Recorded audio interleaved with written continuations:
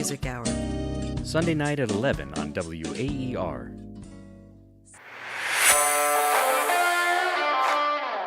Pepsi Zero Sugar. Zero never tasted so good. Pepsi Zero Sugar is a proud sponsor of Syracuse Athletics.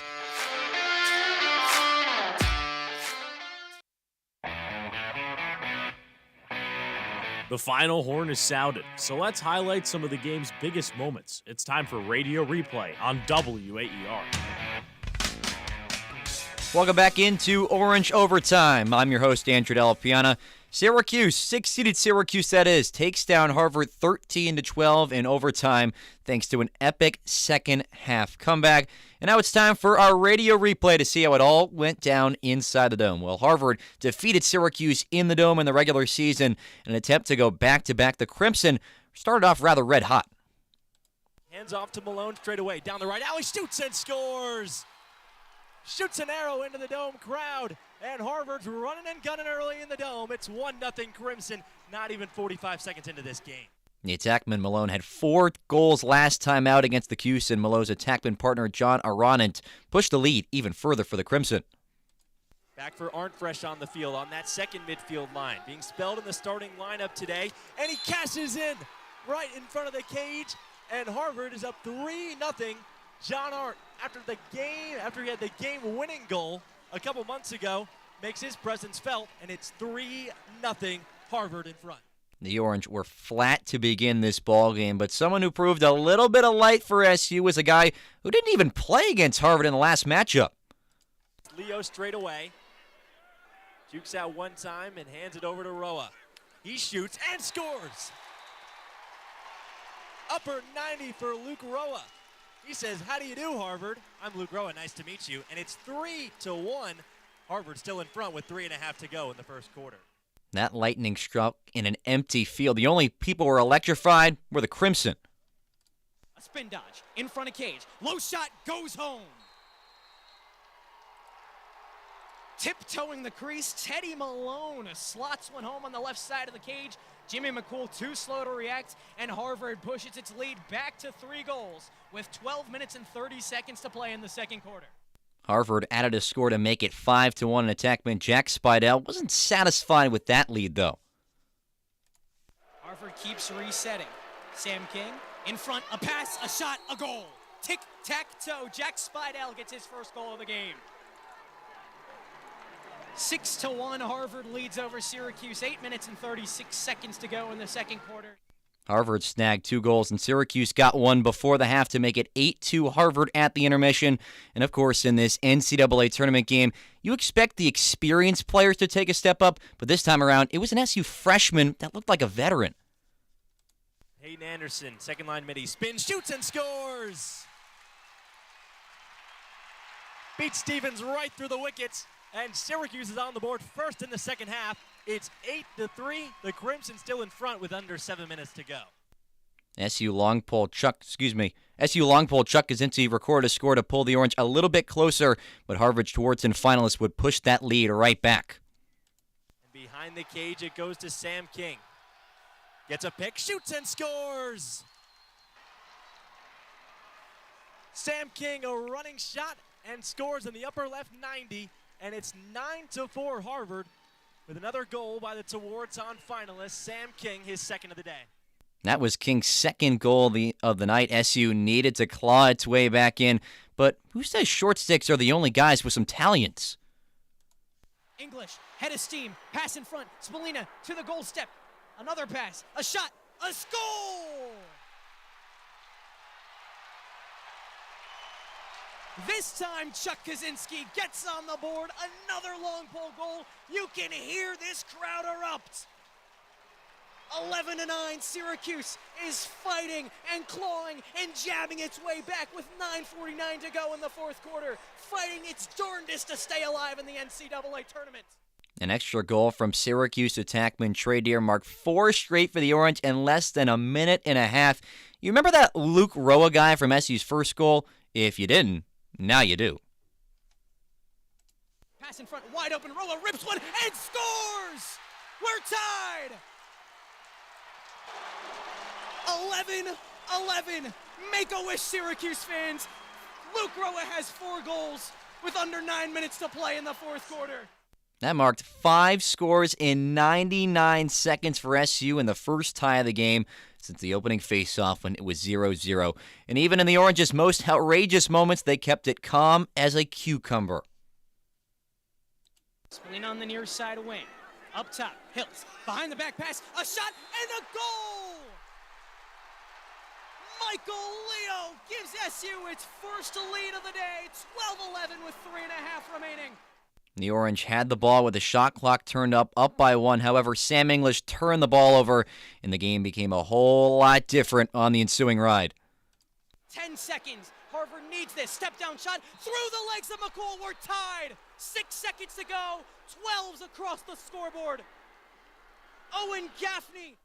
Into overtime we went. SU Fogo Johnny Mullen won the draw to give the Orange the first touch. And from there, magic was in the air of the JMA Wireless Dome. Pass in front. Working through traffic. Hiltz ends it.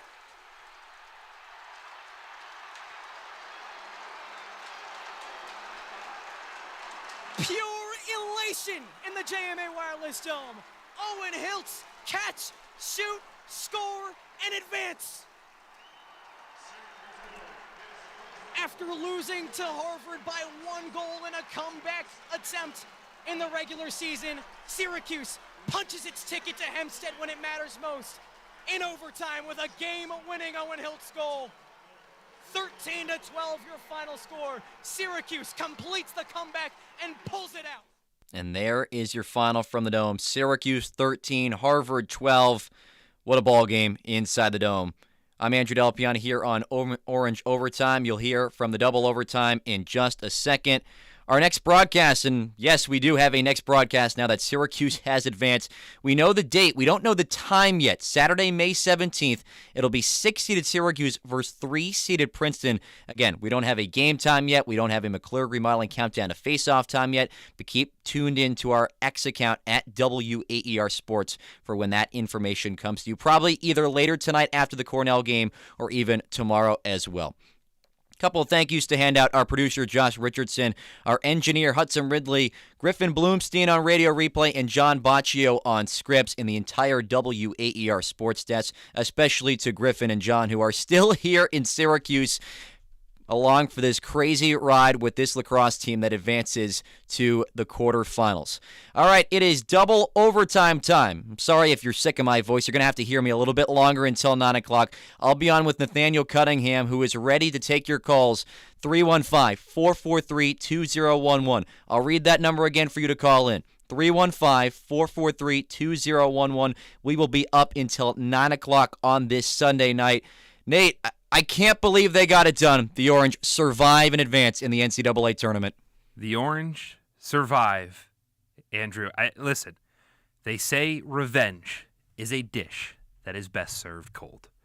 Well, Syracuse today, they pulled that dish out of the freezer and shoved it in Harvard's face. Down 8-2 at halftime, crawling all the way back. It was a 10-5 game in the fourth quarter. 10-5 with 13:48 to go. It was 11-6 with 10:59 to go.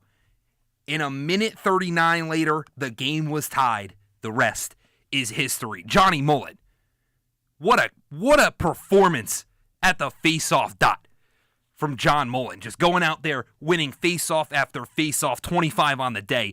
Absolutely excellence from the entire squad. But really, that man in the face-off dot did it all. We've got so much to talk about. How did this comeback happen? What changed at halftime?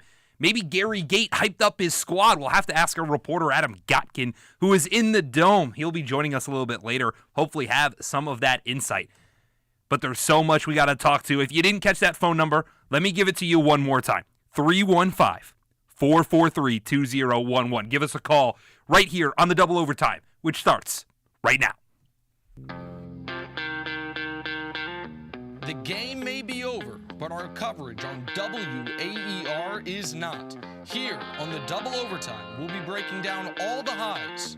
English charging at Cage, has an angle, shoots high, and connects with the back of the net. Stevens ahead for English. 4 seconds left. English has to run in. He skips it. 5-hole and scores. 1 second left. We're headed to overtime. Passes behind the cage. A cutter in front. A behind the back and a score.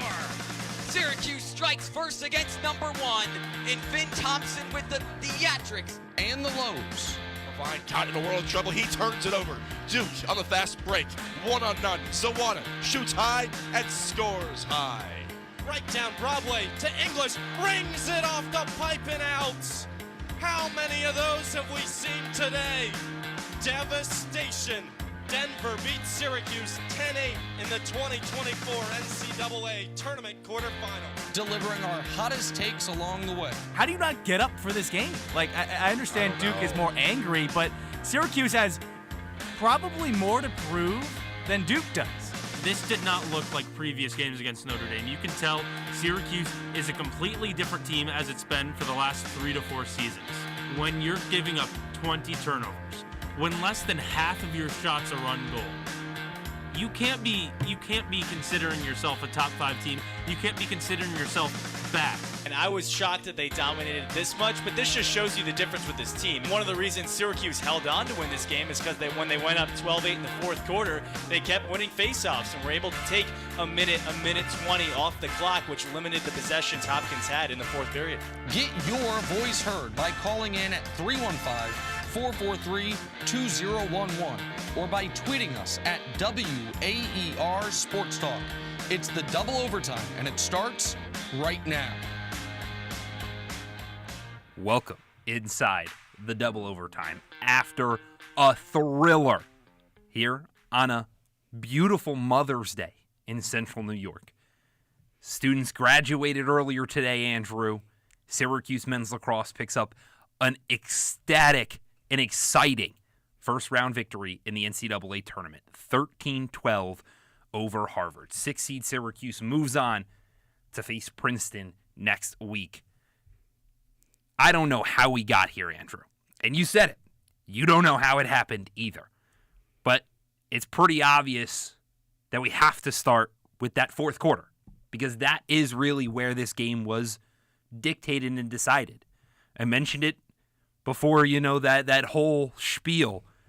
10-28 in the fourth quarter. Luke Roa slots his third goal of the game in. A minute 39 later, Syracuse trailed 11-7 at that time. A minute 39 later, the game was tied at 11 apiece. We were all sitting there going, how is Syracuse finding the net over and over again? And honestly, it happened so quick, I don't know. I really think we have to start with giving all the and when I say all the flowers, I literally mean every single flower on the bouquet that you can give to your mother on this Mother's Day to Johnny Mullen. That guy was phenomenal today. Now look, Harvard entering this one, third worst face-off percentage in the country. They were just above Iona and Hampton hasn't won a lacrosse game in like 6 years. But still, the effort that he poured out today, 24 face-offs won on 28 taken. What else can you ask for the guy? He won over 90% in the first meeting between these two teams. He's kind of been like the head honcho in creating offense for this team all season long. I'm telling you, when Johnny Mullen wins face-offs at a rate like this, it's tough for anyone to beat Syracuse, but even still to claw onto today's game. And you don't score 5 goals in 99 seconds without playing make-it-take it lacrosse. Well, I think the bigger thing was that he was able to get down the field so quickly that it then almost sparked an energy that we didn't see in the first half. Syracuse looked flat, right? Jake Klein said it on the sidelines, right? There was somebody that said Syracuse looked flatter than a Diet Pepsi that's been sitting out for a couple of days. Those right? are pretty flat, yeah. So, that's how Syracuse looked in the first half. And Johnny Mullen, by not only winning the faceoff, but quickly getting it down the field, quickly getting it into that attacking third. And maybe it was a shot. Maybe it was a pass. Maybe it was something. It somehow elated this energy within the rest of this team because we have seen so many times this year how electric Syracuse's offense can be. They didn't look that way in the first half. Something about John Mullen got it going, and there's no way to really explain it other than by saying his presence, his aura. He's got that aura. I mean, his mentality, if you've been listening to us all season long, is that guy's a dog. Okay, He is. His goal out there at the Fogo is to destroy. That's literally what he has said. Yes. As I want to destroy whoever was in front of me. I mean, he perfectly nailed that today against Matt Baracco, who didn't even have a chance in this one, who took 27 faceoffs and lost 23 of them to John Mullen. I really think the fact that you're getting into, especially in this run, whether it was the Roa goal or the Hiltz goal, the one before overtime, Mullen initiating the offense. We saw time and time again, Harvard's defense was uncomfortable just the way Mullen's presence was attacking them down the middle. Because Mullen, all season long, he has had the threat of putting the ball on Cage, but at the same time, the way he facilitates the offense in that quick of a span, that's tough to stop for any defender, especially with a Harvard team that doesn't have the best defense. And Harvard wasn't allowing Syracuse's offense in the middle, and that's where Johnny Mullen was living, right? And it wasn't a win the face-off, get to the sideline, try to formulate something, really get this Harvard defense to slide or whatever. It was instead, I'm going to get the ball, and I'm going to run straight at the cage, and either I'm going to pass it out to one of my 18 electric attackers that can fire a ball from anywhere on the field, or I'm going to put an attempt on, and I know I got Owen Hiltz or Joey Spallina behind Cage to back it up, that if I don't make it, they then can start the offense and we still have possession. I think the fact that he was able to get into the middle, it opened up this Harvard defense in comparison, to that first half, and it just allowed Syracuse to feel comfortable. That is when Syracuse is at their best. When they are comfortable, they're in the middle. They struggle against some of these man teams. Joey Spallina has struggled against man defense a lot this year. But having that guy that can get into the middle consistently, it's crucial. It is the key to winning these games. I'm looking at some of the guys that put the ball in the back of the net, especially in this run especially. Trey Deer scored 2 goals. He hasn't had a fantastic season. He's been so in and out of the lineup. I like to call him a backdoor merchant because he just likes to stand there and dunk it home whenever someone feeds him out in front. It worked out for 2 goals in the extra man. That's why you bring him out there on the field. Chuck Kaczynski? What? Nick Kakamo? What? A couple of these long poles.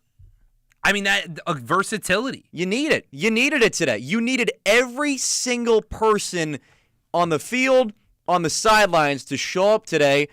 And in that second half, you finally did. Because in the first half, Nate, this team was completely asleep. You're already down 3-0 of a blink of an eye, down 8-2 at halftime. And really, I think the conversation starts creeping back into people's heads is it's same old Syracuse, where you're pretty good in the regular season. You can't show up in the postseason. And especially, too, after what transpired last weekend, where you knock off Notre Dame, you knock off Duke, you weren't even supposed to be in the tournament entering last weekend. You earned yourself a home game, and to show up like you did in the first half was flat out embarrassing. But something changed in the locker room. They've been saying it all year. The leadership on this team. Someone speaks out and says something. I hope Adam Gawkin has some sort of answer for us later in the show of who said what to spark this team. But something finally clicked, and we saw same old Syracuse actually get the job done in a playoff game. I think, and I'm so happy that you mentioned that, Andrew, because I very famously, at least here at WAER, got on these airwaves after Syracuse beat Manhattan 18-2. They beat them by 16, and I was very critical of Syracuse. Why was I critical? They scored 0 goals in the first quarter. And I said that if Syracuse does that against an elite level team later in the year, come the playoffs, they won't be able to win. And through the first 3 quarters, it looked that way. It looked like Syracuse had no chance to win this game. I think the turning point of this season, and going back to your point, was the 4th quarter against North Carolina. And yes, they lost that game. I get it. But the fact that they showed that when they believe in themselves, when they attack the way that they can, when they play Syracuse lacrosse, they have the potential to fight back into games. And if it wasn't for a thumb on the goal mouth or on the crease, Syracuse very easily could have beat North Carolina. Yeah. So now you have this belief that in this 6-goal deficit, when you have this slow start, you can still dig yourself out of it. And the fact that Syracuse was capable of digging themselves out of it, they worked themselves out of it, they actually saw that success. I mean, that takes a lot of gut, a lot of grit, a lot of heart. It does take somebody to step up and say, we're playing terrible lacrosse right now, but to also turn the page and understand that you have a really good team across from you that it wants to come in here and make history, do something that hasn't happened since 1918, over a century ago. And Syracuse was able to sit there and actually overcome that. I also don't want to overlook the fact that Harvard played a phenomenal game in this one. Oh, Harvard was excellent. Excellent. Graham Stevens, the 5-star freshman, his first playoff game, he makes 11 saves. It felt like he could do everything that he could have to keep the Crimson in this game, but I really think it honestly boiled down to time of possession in this one, and Johnny Mullen dominating that sense. But even when we saw in the first matchup between these teams, the numbers were eerily similar. Face-off discrepancy, Jimmy McCool, we'll get to him in a sec, wasn't fantastic. A lot of his goals were not on him today. But Harvard's been doing this the entire season, defying the odds, not winning the possession battle, not even winning the face-off battle, but their defense forced Syracuse to 20 turnovers. This is a top 5 team in terms of not giving the ball up a whole lot in the orange. Turn the ball over 20 times. I mean, they weren't great in this one. Sam English had 6 turnovers by himself. Owen Hills, these are your veteran guys that are supposed to get the job done for you. You can't have a combined 11 turnovers, and they were just throwing the ball across the field all willy-nilly, not creating any offense. And then when we finally saw him click, it was what we've known them all season. You have to move the ball around to create some offense. This is not a downhill dodging team. That's when we saw them at their best, is when they move the ball around. And look what happens. You put the ball in the back of the net. It's a formula that's been working for them all season long. I never understand why they go away for it, and I really thought that completely exemplified what I saw in the first half from offense. Well, I think there's a level to that, just finding what they know is successful and not straying from the game plan.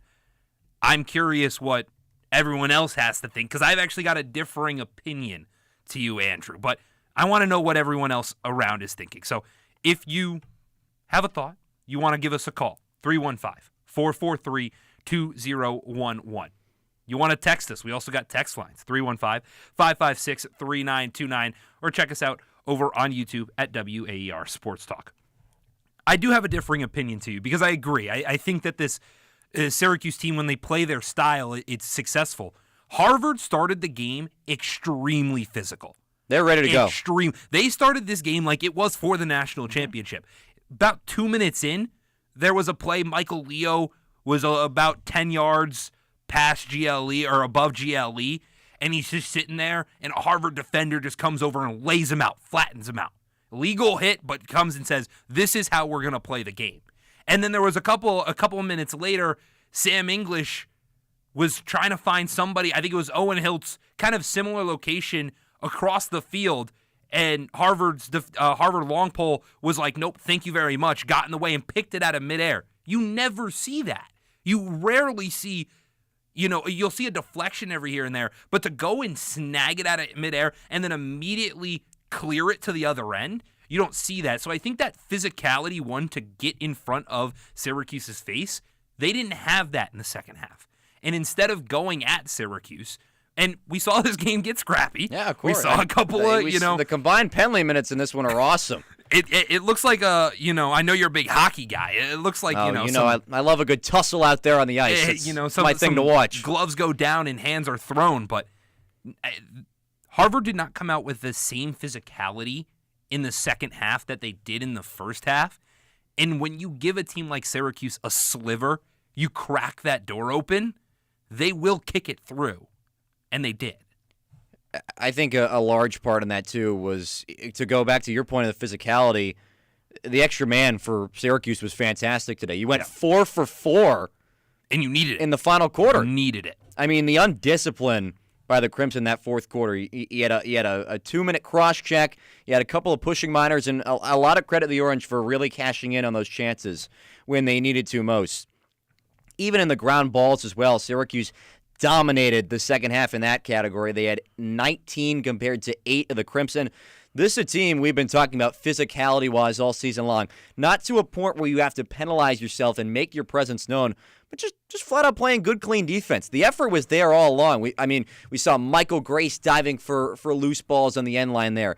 It's effort like that that's going to win you playoff games. We saw glimpses of it in the ACC championship, more so against Duke than North Carolina, than Notre Dame. But I felt like there was a different sense from this team in terms of they wanted to make their presence known in the second half. And I really feel like everything kind of snowballs in a sense. Once you do one thing right, it kind of leads to the next thing and the next thing. And Gary Gates has been saying it all season long. The understanding of the moment. I think in that second half, something in that locker room or maybe something in that third quarter kind of clicked when you realized, hey, we're playing for a chance at a national title here. And granted, so we were talking about it before the game, this side of the bracket is not the easier side of the bracket by any means. I mean, I still feel like Syracuse should have earned a 5 seed and should have been playing an Ohio State or a potentially Penn State. I know Ohio State got dumped off today by Notre Dame, but I felt like Syracuse should not be in this same kind of quadrant as Princeton, but go ahead. But you make a very valid point that none of these games are going to be easy, but you still have a chance at getting to that national championship, that dream, because let's remember, this team came into the year as the number 2 team in the country. I mean, it's one of the most dangerous 6 seeds you'll ever see. I don't think anyone would be entirely shocked if Syracuse went all the way to win one, right? I don't think anybody would be crazy shocked. So to have this team go out and do what they've been able to do and sit here and say, we are fighting for a national championship, we need to take it up a level. We need to step up. I think there was that moment when they go, our season's going to end. And you've got guys like Sam English and Owen Hiltz who you don't want it to end. They lose. They don't get another one of these games. They don't get to wear the orange ever again. And so that's really important for them to get that one more. And now you got a tough test ahead in Princeton, but you had to focus on making sure that you were perfect today. And for the last 15 minutes, Syracuse looked like a national championship winning team. Like how we've been waiting for them all season long to do it. It took, it's crazy to say that it took 17 games. No, it's eerily similar to what we saw in the final stages of North Carolina, where when this team shows up, they're a national championship team. But the part that we cannot figure out, and I'm wondering people at home are thinking the same thing, is the inconsistent 60 minutes we've been seeing all throughout the season. It's continuously a problem. And the slow starts are a problem. Maybe some of you guys have a solution to that problem. Give us a call, 315-443-2011, or go check out our X at WAER Sports Talk. Nathaniel Cunningham alongside Andrew Delapiana. We're talking about Syracuse's big-time first-round win in the NCAA tournament. We're going to be with you up until 9 o'clock, so we got you for a little over 50 minutes still left here on WAER. But yeah, what do you do? It is no matter what. It's the first quarter, it's the third quarter, it's a period in the second quarter. Luckily, it hasn't been the fourth quarter this year. They've been really good in that fourth quarter, but you got to play 60 minutes, and you saw what Princeton did. Princeton scored 22 goals blew the today. doors off the Tiger. Well, yesterday. Excuse me. Mm-hmm. But 22 goals. It's a very potent offense, yeah. You score 1 goal in the first quarter, you're screwed. You've got no chance. Even if you have a day like you had today, Princeton's still going to put 3, 4, 5 on a quarter, and that's just too big of a deficit. I'll make the argument for you in return that, yes, despite the slow starts, despite the inconsistencies all season long, when this team has to show up, they do. Season on the line in the ACC tournament, where you basically had to win one to get in. You played fantastic against Notre Dame. You follow that up by winning your first ACC tournament since 2016. Playoffs roll around. You look dead in the water. You got 8-2 at halftime. You outscore the Crimson 10-4 in the second half to give yourself a chance. I mean, they probably should have won that game in regulation if the Crimson don't score on a wacky turnover with 5 seconds left from Sam English. But Still, you won the face-off. You only need one possession to win. Despite all the wrongs that this team has done this season, you have to give them credit for showing up when they need to most. And it's really something Gary Gates teams have not done in the past. Look at the stinker they put up against Denver last year in the quarterfinals. That was horrendous. Look at the last 2 years even before that. You went 4-10 in 2022. You went 1-5 in conference play in 2023. This year's team has proven that it's different, that they know how to show up when it matters most. When your season is on the line, when your back's against the wall, they've been having a Game 7 mentality all season long. They show up and get it done. And now, again, I understand where people at home and you are coming from, where it's annoying. You want this team, if they want to go up 8-0 in the first quarter, they can do so. Why are you showing up to the fourth quarter of a playoff game? Because eventually it might come back up to bite you. But at the same time, you still have to appreciate the fact that this team digs its feet in the ground when it needs to and gets the job done in crunch time. Yeah, Andrew, I'm not going to sit here and disagree with you. When their back is against the cage, right? When they're in that octagon, that squared circle, and their back's against the ropes, they come out swinging. And a lot of times they're successful that way. They're okay with being the counter striker, if you will. I guess my slight pushback would be, why wait till the last minute? Because Duke was a winnable game in the regular season. To lose that game was unacceptable. He scored 7 goals, yeah. North Carolina, you played really, really poor. You win that game, you're almost guaranteeing you're in the NCAA tournament. Then you put yourself in a situation. So I think I wouldn't be as upset had Syracuse not put themselves in these situations. When you look at Syracuse's losses this year, the North Carolina and Duke, both winnable games. Cornell, number 1 team in the country. They look like national champion favorites. Yeah, they look like the best team. So a 5-goal loss to a CJ Kirst who looked like the best player who's going to win the Tewaaraton, you can accept that one. But then when you go through the rest of the losses, the loss to Harvard earlier in the year, I think a lot of people would consider that one unacceptable, given the fact that Syracuse you're had a up lead. 5-0. Not a tremendous Harvard team at the time. 2 completely different teams that we saw today, it felt like. But And then the other one is Maryland, and I think you can kind of take the Maryland one, but 2 goals in the second half is unacceptable. So there's those pick and choose moments. My point is there were a lot of winnable games. If these weren't winnable games and they were much better opponents and they were teams that Syracuse shouldn't beat, sure, I could understand being in a situation where you couldn't be any better than this in the first place. So then when you had to do it, you did. Instead, though, they could have easily been a 2 seed. They could have. Yeah. But they just didn't. And instead, they had to fight from behind this. You take the road that's a lot harder. Yeah, they had the skill to take the easier road and just decided to not. And I don't like that. I don't know if it comes from them deciding not to take an easier road. Are you trying to say that they had the chance to pick up some more wins against these better teams and decided, hey, this game we can take off a little bit and, we'll still be fine? No. I'm saying that those are ones that you let slip through your hands. I don't know if after North Carolina or after Duke, the Duke regular season game, Coach Gates said, we just got to focus. We know we just got to win, beat North Carolina. We do it. Another slow start. It was their 4th straight game where it took them like 9 minutes to score. And after the game, Coach Gates was asked about how do you fix it, and he goes, I don't know. That was verbatim his words. I don't know. That is something you have to be able to fix. Pat March has got to be able to say, what's going wrong? We had that conversation, quantity or quality. Is Syracuse taking quality shots? Or are they just firing to give different looks? Are they actually moving the ball like a Cornell does? Or are they just pretending to move the ball, but they're 30 yards away, so they never have a chance? I think that level of not fixing those things, I didn't see improvement over the losses, is my argument. I saw improvement today. Let me not take away from the fact that Syracuse proved in these bad moments they could step up. But I didn't see improvement over those losses, at least in the regular season, to tell me they could have been higher, and they just didn't fix those mistakes.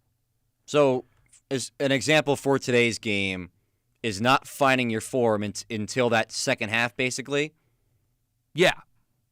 Like, the not being able to score and not being able to find success in the first half is clearly still the problem.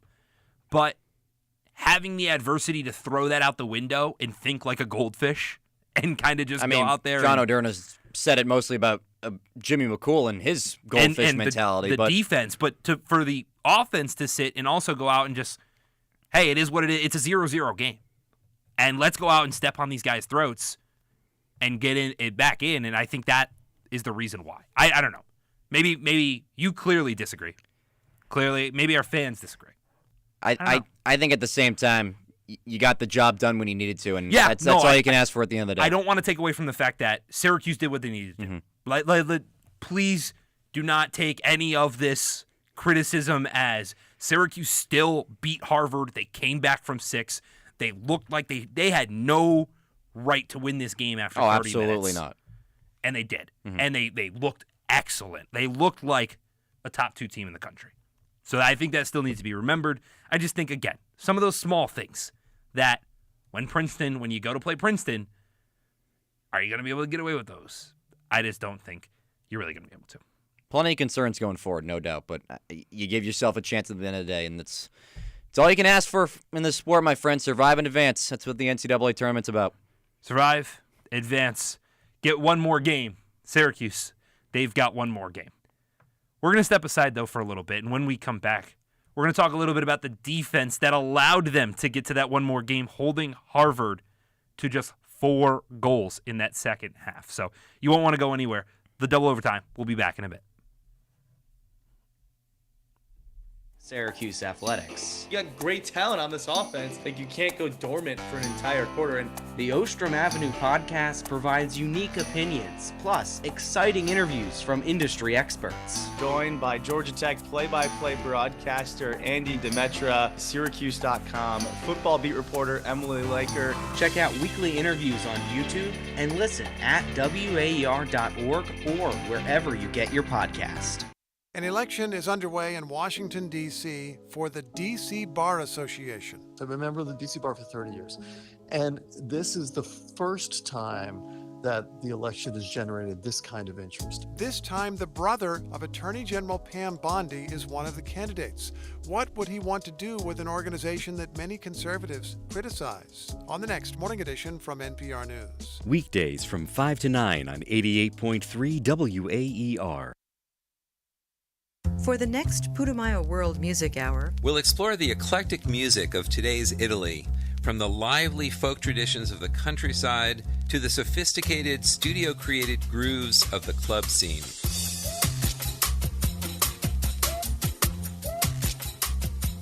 I'm Dan Storper. And I'm Rosalie Howarth. Join us for Spotlight on Italy, the next Putumayo World Music Hour. Sunday night at 11 on WAER.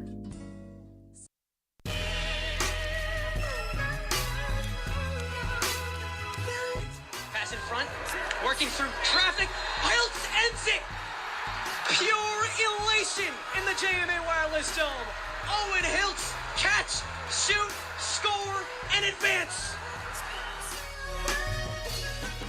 Owen Hiltz, the game winner for 6-seeded Syracuse to take down Harvard 13-12 inside the Dome in NCAA tournament first round action. Somehow, some way, that's all it takes in the month of May. Nate Cunningham, Andrew Delapiana here on the double overtime, taking you up till 9 o'clock on this Sunday evening into Sunday night. We've talked a lot about the offensive side, but let's dive into the defense that was for Syracuse today. What were your thoughts on the defensive effort for the Cuse? Call in 315-443-2011.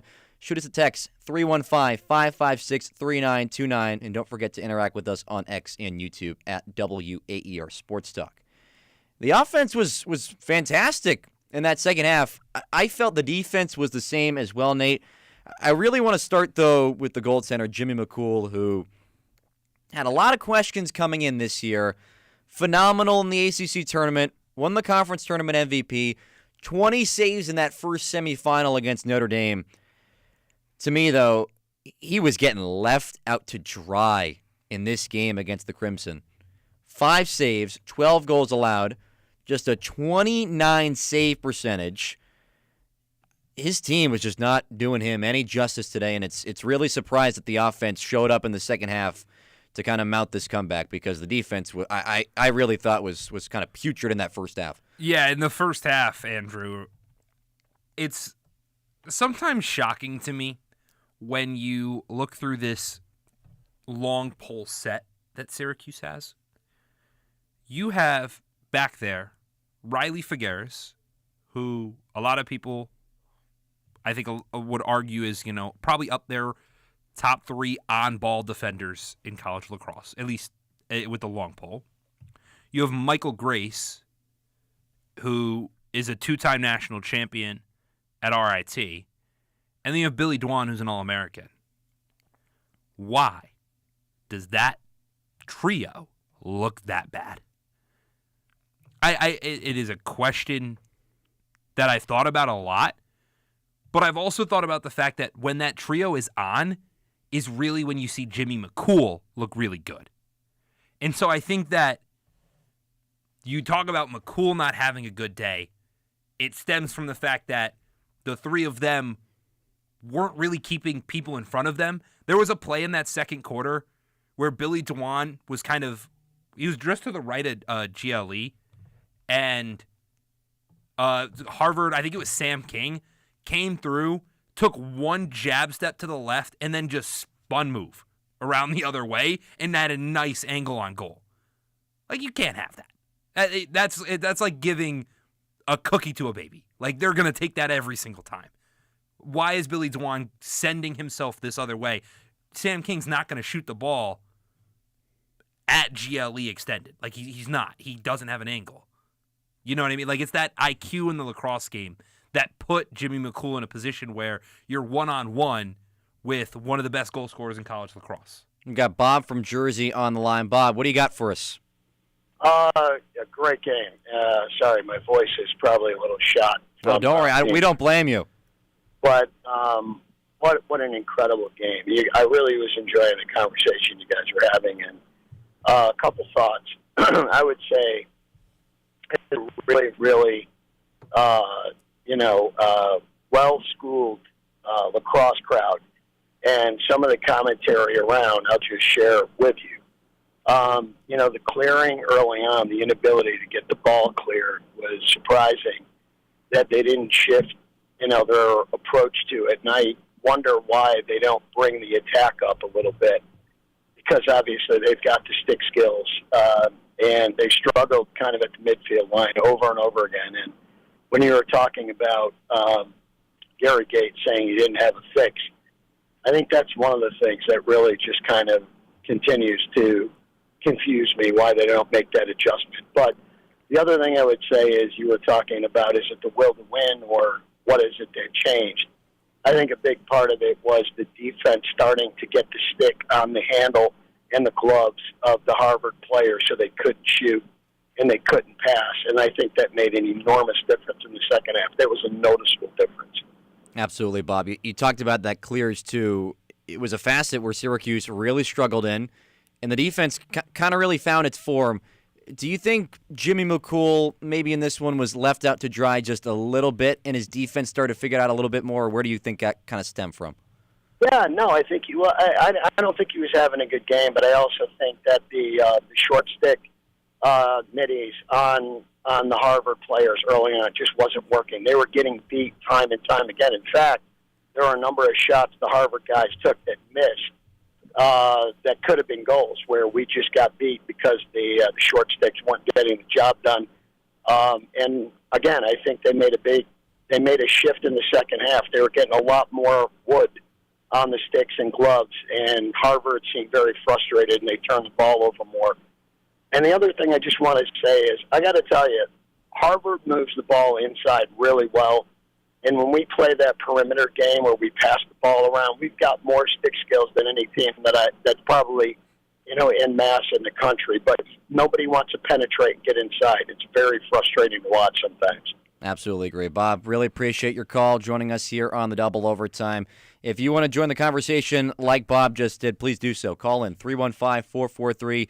2011 or shoot us a text at 315-556-3929. We also got another text in, Randy from Austin, Nate. He said, I was furious that the team was not ready to play from the beginning of this game. That's on the coaches, but they played a hell of a second half. Got to put 60 minutes together. He also added, I don't want to rain all over the parade either because if they don't play the second half, they get absolutely destroyed. And I think that's a conversation we've kind of had a revolving door around this entire show. Yeah, the fact that the second half played out the way that it did and that they were able to actually put things together and put the puzzle pieces together.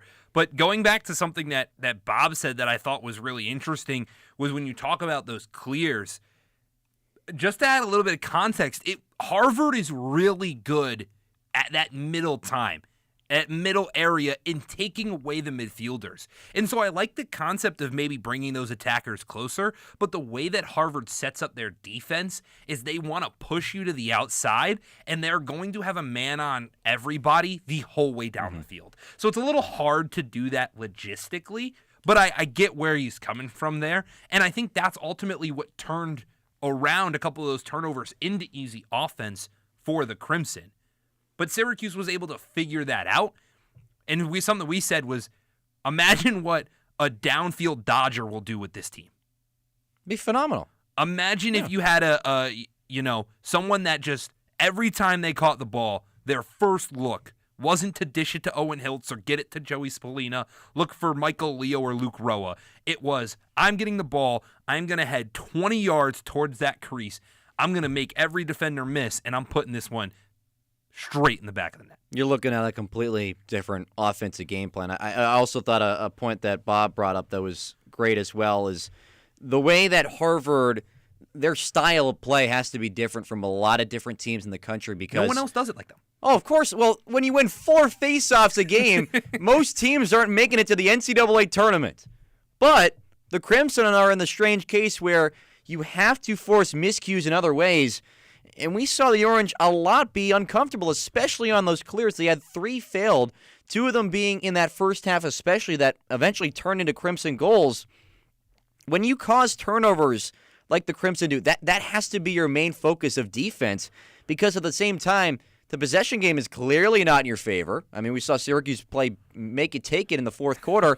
You got to find a way to earn possessions, and you find different ways to get the job done, and that has to be on the ride. And I think the Crimson, we should give them a lot of credit for staying in the game basically because of that. Yeah, they do an excellent job at picking their spots, and you saw a couple of the scuffles was started because of that, where the Crimson were, especially the long poles, doing an excellent job at just poking almost, and not really hitting, not slashing, not committing a foul, but just poking either the bottom of that stick or just really getting the inside, maybe getting a little bit of the liver area, as a byproduct, but just making it hard for Syracuse to use those stick skills like Bob had mentioned. And when you do that and you're able to create a turnover and cause a turnover and then turn that around to the other end, it automatically leads to success. So it's a very nice balance that this Harvard team has defensively because when they get those turnovers, they're almost always going to turn them into scores.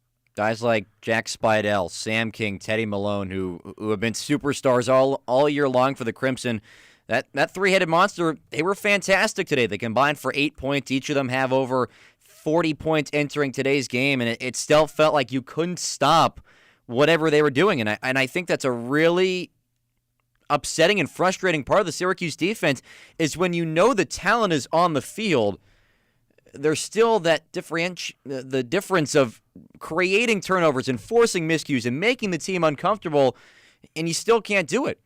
Not every team is going to bring a Brennan O'Neill or a Coulter Mackesy to the table like you're going to see next week.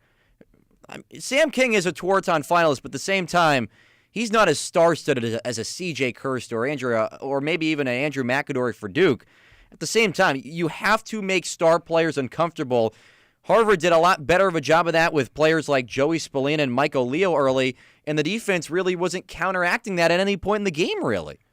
I think the difference, though, is that the amount of players on Harvard that are going to hurt you is significantly fewer than the ones on Syracuse. Oh, the star talent, Syracuse should be blowing teams out of the water Correct. In that sense. Correct. And I think one of the criticisms that's been given to Joey Spallina a lot throughout his career is that in these big games, he doesn't show up, right? He doesn't perform. I think that's a little bit of a false narrative. Because I think if you're the best player, let's not forget, this guy was the number 1 recruit in the country. Everybody's expecting him to be this good. He's got the number 1 defender on him every single night. So if I'm Joey Spallina, I'm very content with my 1 goal, 2 assists on 5 shots. When I know that Luke Roa had 4 goals, Owen Hiltz had a goal and 2 assists, Michael Leo got on the score sheet, Sam English got on the score sheet, Finn Thompson had 2 assists, Trey Deer had 2, Anderson had 1. And then you talk about the long pulls. Like, the fact that there's so much versatility in that offense to score is super valuable. When it comes to the Harvard side, you know where it's coming from. And I think that's where you put a little bit more of a strain on Syracuse's defense, because it's not like there's 7 or 8 or the second string midfield is going to come out there and try to fire one in. It's like you've got the Toraton guy, you've got Spidell, you've got Malone, and then Logan Ipp was, put a couple back as well. But those really are the only 4 guys that are going to come at you. You might get 1 or 2 every here or there, but really? You got 4 guys. You gotta know where those 4 guys are out of the 9 on the field, and you couldn't do it. Got another text from our guy, Randy in Austin. He says, Peyton Anderson is going to be a star. He's that guy that can dodge for you. Maybe he's not completely ready, but he's the guy they've been missing. Now, I really haven't been high on Peyton Anderson this entire season. Has been, for me, one of the most hot and cold players. And again, he's only a freshman. He's going to take time to develop. But the game that really sold it for me was the Duke game in the regular season. The guy had 4 turnovers. He basically was getting double-teaming on every chance and wasn't getting rid of the ball. But I do give him a lot of credit for still being at the forefront of this offense. Because easily he puts himself there. He could have buried his head in the sand and said, "All right, I'm done, guys. I don't know if I can handle this the rest of the season." Because again, he's still a 19, 20-year-old kid playing college lacrosse at an elite level. Scores a goal today, peppered some more shots on Graham Stevens. So I do give Anderson a little bit more credit than I think I initially kind of was harping on him early in the season. Someone that still has to turn things around a little bit more for me to be convinced as this true super, because he's a big dude. He stands at 6'4", 200 pounds. He can be a bigger presence in the future, but I don't think he should be facilitating an offense or really trying to head honcho an offense when you do have so much other star talent around you at that. He fits into this weird triangle almost, in my mind, with Trey Deer and Greg Elijah Brown. Okay. Where we're just man up guys? Yeah, where you can kind of just roll the dice, and one of those 3 is going to have 2+ goals, a hat trick, but the other 2 are going to do nothing. You know what I mean? Mm-hmm. Where it's just going to be like who's it going to be today? I think you can't hand the program to Peyton Anderson right now. Of course not, no. I also don't think that Peyton Anderson is as polished as a guy like Joey Spallina was. Granted, again, number 1 guy in the class, but as polished coming out of high school as a guy like Joey Spallina was. And so I think that Randy's got a good point that Peyton Anderson, if he grows like I think he will, especially knowing the pieces he has in front of him, he can get there. But I don't know if the ceiling is Toraton level guy that is, I think, the expectation for the missing piece for Syracuse. Well, there was a reason Joey Spallina was left off that finalist list. What are your thoughts on it? Call in 315-443-2011. Text us 315-556-3929. We already had Bob from Jersey on the line. Got Randy from Austin to text into the text line, utilizing that to perfection. I think it is an important conversation, though, bringing up about Spallina and what he has done, what he's accomplished. But at the same time, you still want him to show up in the biggest of moments. I didn't have a point till second half. He's trying to go behind his back when this team is down 8-2, and you're saying, Joey, you got to make the simple plays sometimes. You got to find a way to get this team back in it. And I really feel like sometimes he doesn't always make the highest of IQ plays when this team is in a tough situation on the offensive end. I think there's an interesting perspective that we can kind of change what we view Joey Spallina to be. And I was speaking with our engineer Hudson Ridley about this, is it crazy to call Joey Spallina a one-dimensional player? And I don't mean that in a bad way. But is it crazy to say when he's at X and he's trying to create a shot, his behind-the-back shot is the same one every time? Every time. It's the same shot every time. When he goes out and he's on the wing, it's the same shot every time. So maybe he's not that go out there, get you 5 goals a game guy, but maybe he is the facilitator. And maybe it's that fear, because let's not forget, Joey Spallina has 10-point games, 7-point games. He can put it on if you give him the space. But maybe he's that guy that's almost a distraction, that is more valuable to have on a team to score 3 points than maybe you need him to have 7 goals. We'll get one last take in from here. You had the conversation with Hudson earlier. Let's bring him in. Our engineer, Hudson Ridley. Do you still believe Joey Spallina is that one-dimensional threat? No, I do believe in a way that he can be one-dimensional. I think a lot of his problem is when they play him man-to-man and they play him physical, they don't let him get to his spots or they don't let him sneak through like on zones.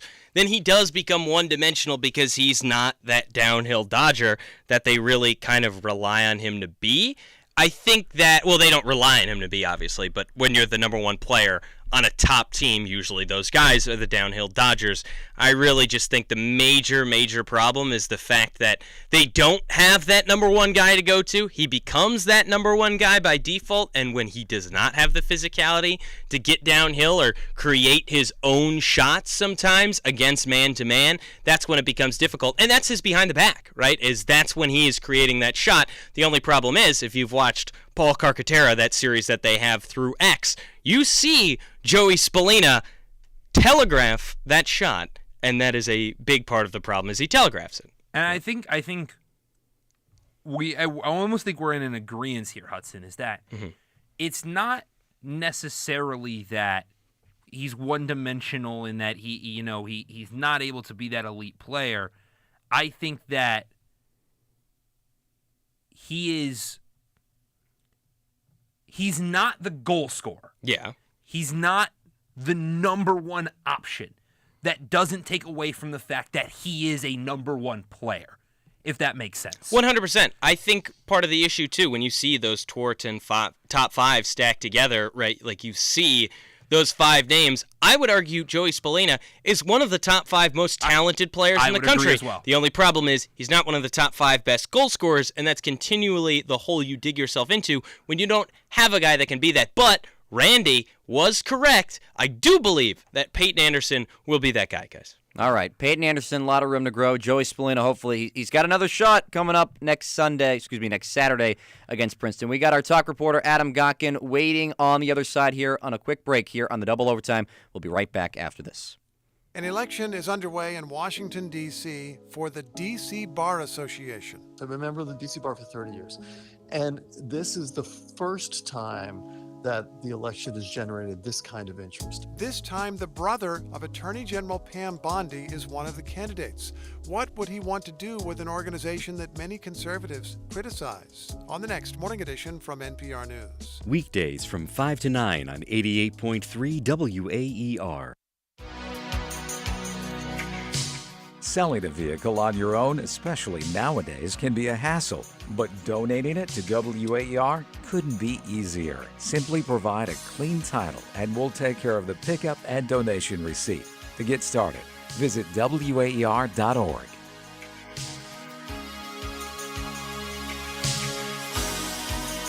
Who's gonna drive you home tonight? We know you've got a lot to do in a day, and sometimes it may not be easy to tune in at exactly the right time to catch WAER News. But WAER News is always available, wherever and whenever you are, without a paywall. Visit our website to use our live stream, or catch up on local and national news, as well as podcasts on our website at WAER.org.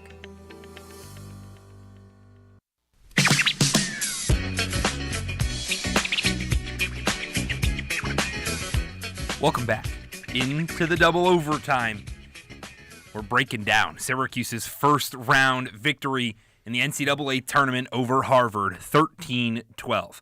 I'm joined alongside Andrew Delapiana. I'm Nathaniel Cunningham. We've got a very special guest joining us, a man that's inside the JMA Wireless Dome watching this game in person. It's our reporter, Adam Gotkin. Adam, thank you so much for joining us. Yeah, thank you guys for having me. I mean, what a lacrosse game that was. That was just unbelievable to watch. You know, I think that's one of those games that everyone around Syracuse is just going to be watching on repeat for the next week because it's just absurd. I mean, that's what makes the sport so special, games like that. We were talking about it that eventually in 5, 6, 7 years from now when somebody decides to do a WAER archive of this game, it is going to be an electric archive to listen to. But we've kind of talked about it a little bit, the tale of two halves that this seemed to be. And really, honestly, for Syracuse, it looked like a completely different team in that final 30 minutes, I would argue final 15 minutes alone. What was kind of the difference maker? What was that catalyst? Because something changed, right? And we couldn't put our finger on it. We saw a bunch of differences. We saw the ball movement change. But in your opinion, like, what was that catalyst that sparked that 5-goal run? I don't know how much of a specific change there was, other than the fact that, I mean, they just started playing better, and Syracuse went back to what it usually does. Honestly, right out of the first half, I thought that Syracuse looked a lot better first two possessions. They were moving the ball. They were drawing slides. They were starting to play like they usually do. Now, those first couple possessions came up empty, and Syracuse didn't actually score that first goal of the second half until about halfway through the third quarter. But you could just kind of tell that they were playing with more energy. And then there was also, I think, some sort of belief that eventually they had to just play fine. I mean, we've seen Syracuse go on these 2-quarter, 1-quarter runs offensively where they just fall apart and forget how to play.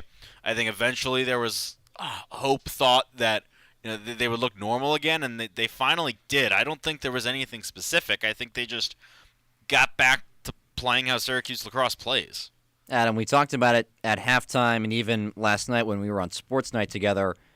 This team, they kind of show up when their back's against the wall. Did Gary Gait kind of have that same message after the game as well? I don't even know how much I would say it's show up with backs against the wall. It's really? Just they show up for some points, then they don't show up for others, because at some points we've seen this team jump out to a massive lead and then which explains some of those lazy losses I was talking about earlier. Yeah, it's much more of just an inability to play a full game, which Gary Gait did talk about after the game, and he said, guys, look, we just need to play fun, relax, and just play lacrosse. I mean, this is a sport that is so just free-flowing, creative. This is what we talked about on Sports Night, Andrew, of the way that lacrosse goes, you have to be having fun to be playing the best that you can, and they just got into points where they were just tense, they were, just obviously frustrated, and then they played loose, they had fun, they were, playing with energy and excitement and feeding off the crowd, and they kind of just ran away with it and completely used that momentum to propel themselves to victory. You mentioned Gary Gait saying this team's just got to have fun and they got to feel like themselves. Guy that maybe not having a whole lot of fun, Joey Spallina. And something I've written down here is you said they aren't using Spallina correctly. We just got done with this conversation, very similar topic regarding, I said that, Spallina's kind of one-dimensional at times, not in a bad way, but he's got a little bit of one-dimensionality to him. What do you mean when you say they aren't using him right? Like, how do you utilize Spallina to the best of his abilities? Because he's an elite passer. He's the number one player for a reason. I think they have to go back to doing what they did when Finn Thompson was hurt and Peyton Anderson was out there starting on attack, which was Anderson at X and Joey Spallina spending most of his time out on the wing or playing above the net. He's such a talented player who, as you've said, can kind of be a distraction and captivate defenses, that when he's in front of the net, then there's even more attention on him than when he's behind, because he can shoot and score. And I don't think anyone will disagree that Joey Spallina's biggest improvement this season has been his shooting. So to keep him behind the net just completely gets rid of that. And we saw when they did move him in front of the net, it was successful because also when you bring him in front of the net, there's a lot more chances to get a slide onto him and to move a short stick onto him. But the one goal that Joey Spallina scored in this game, he did it with a short stick on him, and it just beat his man, and then ended up having a nice finish on it. And I think that if they can get him up there, then I think it really just it helps the offense flow a lot more.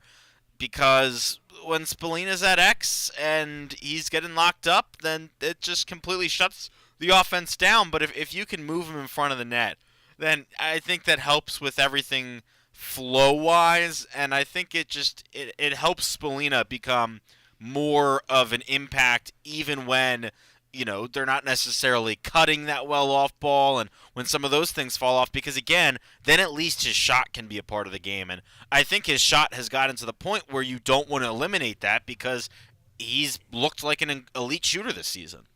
I think, too, we saw that kind of on full display on the extra man, especially in that fourth quarter, where everything was just flowing a lot more easier in this one.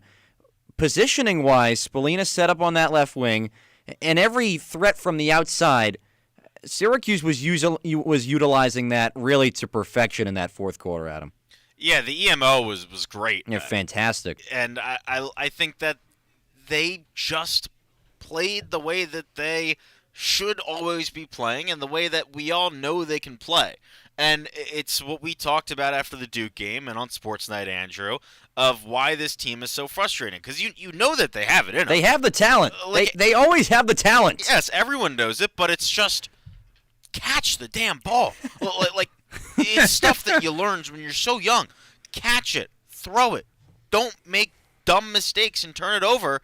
And, they finally just played lacrosse the way that it should be played in the fourth quarter and swung it around and, played that calm, fun style where they're not going crazy, but they're having fun and they're trying out behind the backs and they're swinging it around and they're letting shots fly. Like, they just got back to what works, and it's what we always say, and it's so much more simple to say than it is to actually do, but when this team is firing on all cylinders, it's impossible to stop. We saw that today.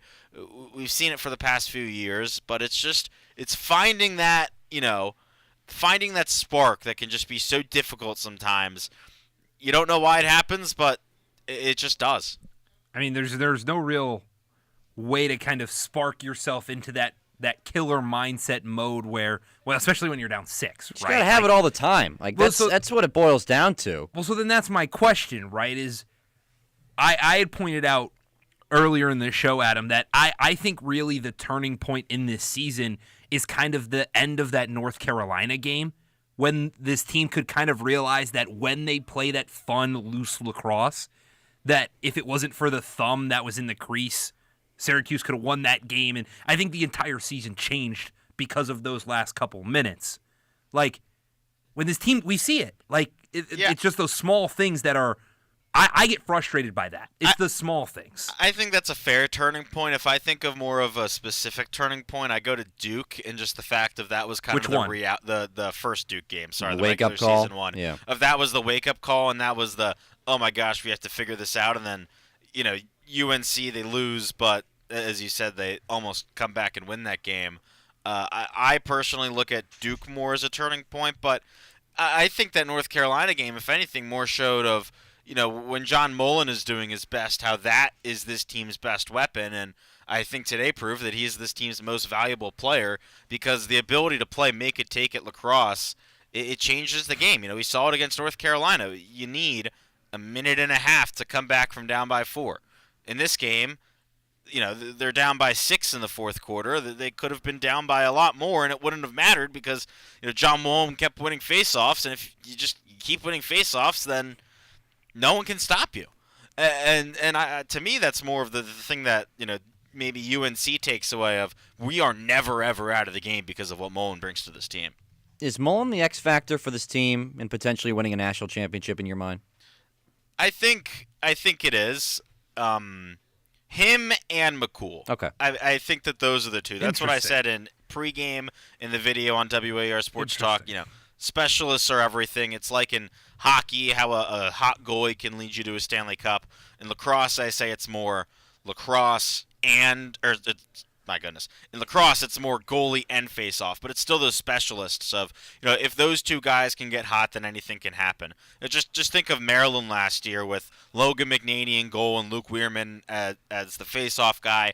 The rest of that team, was not a Final Four team or a national championship team, but they had the best goalie, best face-off man, and because of that, made it all the way to the national championship. Like, those two positions are everything, and if Mullen can play the way that he did today, and if McCool can kind of get more back to last weekend, but still, make some of those big game-changing saves that he did today, even if he's not playing his best, then that can kind of be the catalyst to lead this team to Memorial Day weekend. Nate, do you disagree with that? I didn't see fully confident in what Adam just had to say. Well, so I think that's an interesting concept, Adam, and the reason I say it's interesting is because Jimmy McCool is not a goalie that is going to steal goals. I thought he did a couple times today. He had that right to left save. I think it's Spidell. Okay, but I'm sorry. Again, I'll stand by what I said. I don't think he's a guy that is consistently. You mean is clutch the right word you're looking for? Yeah, like he's sure. not clutch enough. He's not going to, in a tie game, in a every single time go out there.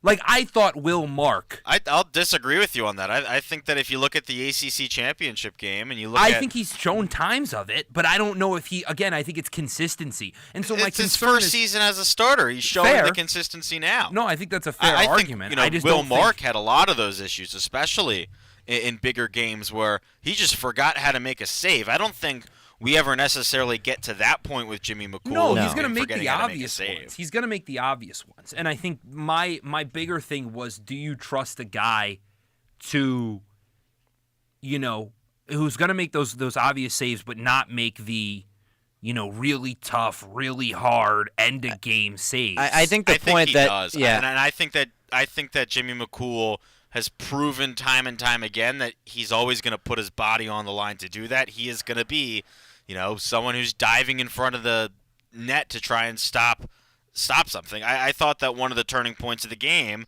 was, I know this sounds crazy early as a turning point, but 12:30 to go in the third quarter, Jimmy McCool dives behind the net to, save a ball, and you kind of feel, or to save possession for his team or get possession for his team, and you felt the crowd really get into it then, and he just brings those moments of energy.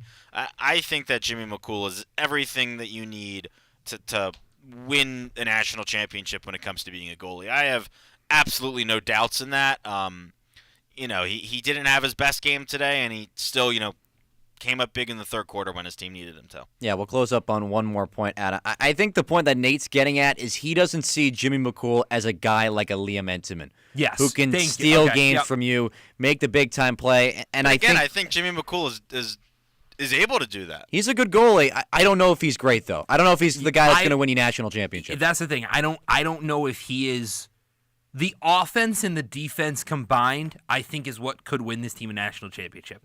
I think you mentioned the fact that John Mullen's there, I don't know if Jimmy McCool fits into that puzzle piece that says... Not yet. Not yet. Well, of course you need the guys around him, but he can take you as far... If he gets hot, he can take you far. That's sure, like, but you can make that argument about any player. But that's the thing about this goalie position in particular, and... you have the guy who was the ACC tournament player of the tournament, so if he can get back to that and be hot, especially today against a Harvard team that scouted him really well. He got pulled last time. I have absolutely no concerns about McCool. All of my concerns are about the offense. Even the defense, I'm not worried at all. It's all offense. Fair assessment to have. Yeah, and I think everybody will agree that when you're really struggling, you're having those slow starts. It's not a good recipe for success. Adam, we really appreciate your time hopping on here, talking a little bit, giving us that insight from inside the dome. Thank you very much. Thank you guys for having me. All right, Andrew, we've got just a little under 8 minutes to go here on the double overtime. Time has flown. Oh, time flies when you're having fun. It does. So we're here. We've approached... Honestly, I think it's my favorite time. It's our final words, and I'll give you the luxury of going. It's your favorite time. Give the floor to you. No. You sure? I prefer to go All second. right, sounds good. Whew, that's a tough cookie to try to crack through, but I'll try to do so first myself. This team proved to me after a win like this, comeback fashion, saw a little bit of it against North Carolina, didn't get the job done. But to finally do it in a game like this, a postseason game, I really think it's national championship or bust for this team. I said last night on the show, on Sports Night, that this team was either going to crash and burn in the first round, they almost did again to Harvard, or they were going to make it to Final Four weekend. I think a win like this is either going to push this team over the top to beat Princeton, to take down potentially Maryland. Cornell, you might see them in the national championship. This team, they have what it takes inside to get the job done when it's do or die. A Game 7 mentality. Sam English said it earlier in the week, that this team, when their backs up or against the wall, they can get the job done. Now it's really just time to answer the bell. You're going to take on a really good Princeton team next week down in Long Island. I really think that's either going to be the end of the road for this team, or they're going to be celebrating in Foxborough. There's no in between anymore, Nate. It's interesting that you say there's no in between, because it kind of directly correlates with my final words that I've decided to go with. But I think what this team showed today, the resilience, the fight, the come from behind, the back against the wall, pushing yourself, the offense clicking, the defense coming back, John Mullen looking like the best face-off guy in the world. Different breed. Jimmy McCool making those key saves. Maybe he doesn't do it all the time. He's not that elite goalie, I don't think, but making saves when need to. I think I said it earlier in the year, after Maryland specifically, this team would not win a national championship. You still believe that? I think after this win today, I don't know if they win a national championship, but they will play at Memorial Day weekend.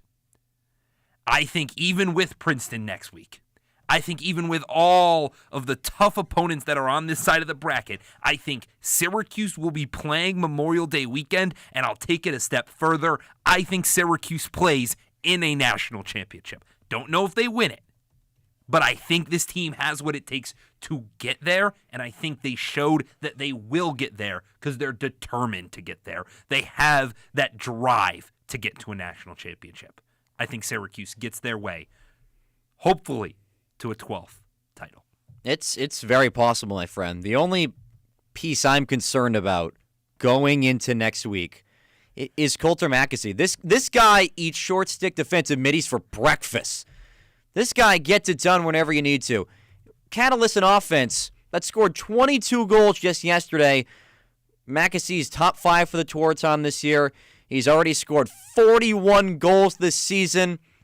The guy's a stud. And the formula to beating the Tigers next week is you have to stop number 91. If you stop number 91, you give yourself a chance in that game. And who knows? Like I said, I really think it's championship or bust for this program. You mentioned what Mackesy could do. It's kind of a one-trick pony this Princeton team is. But it's a lot. You know what the game plan is. They got players all over the field, They're though. They're going to run it up the A gap. And no matter what you do, you can put 11 guys in the box. They're still going to be able to see and get a couple of yards and get some success. So I think for Syracuse, it comes to understanding that Coulter Mackesy is going to score goals. Like, they have the same offensive formula as a Cornell, and I was lucky enough to be on Long Island to watch that game. Watching C.J. Kurtz take over a game, that was a lot of fun to watch. And I see a lot of that similarities in Coulter Mackesy. So really what the Orange have to do, you have to take those lessons from a dangerous Cornell offense that can score anywhere on the field. Look at that film and replicate it against Princeton. That's really how you're going to have to win that game. Princeton's going to move the ball. They're going to be quick. They're going to fire it. Mm-hmm. And they're looking to fire their way into the NCAA tournament semifinals. But Should be a good one. They got to beat Syracuse. Still waiting on a game time, by the way. Probably should get that later tonight or tomorrow. Saturday, May 17th. We don't know when, but as soon as we know, we will make sure it is over and out on our social medias at WAER Sports Talk. So you want to tune in, follow us over there. A couple of thank yous that we have to give out. Our producer, Luke Burgess. Our wonderful engineer, Hudson Ridley, pressing all the right buttons. Our reporter, of course, Adam Gotkin in the Dome. And then our wonderful sports talk desk, Griffin Bloomstein, Ryan Croak, Andrew Forrester, and I want to give a special shout-out to John Baccio. Didn't need to be here today. Thanks, Botch. But is here nonetheless. Love you, buddy. We have we Back know to what we're Long talking about. Island. We got it all coming together. Staying in Garden City, it sounds like. We'll see. Baccio will be making his way back south as we stay up here in good old central New York. Andrew, it's been a pleasure. From Andrew Della Piana, I've been Nathaniel Cunningham. Syracuse, stay sophisticated.